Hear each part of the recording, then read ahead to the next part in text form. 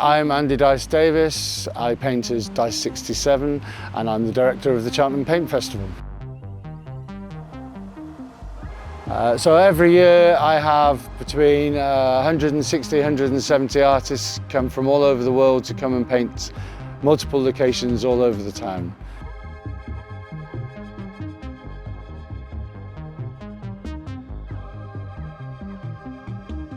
We have everything from huge blocks of flats, the gable ends of blocks of flats, to ceramics, string art, sanded wood, and everything in between. But this one's just stunning. We have over 100 locations with art at around the town. Most of those have multiple pieces.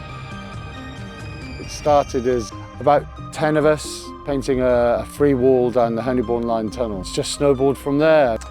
I think it's gone from being something that was done on the fly, illegally, often at night.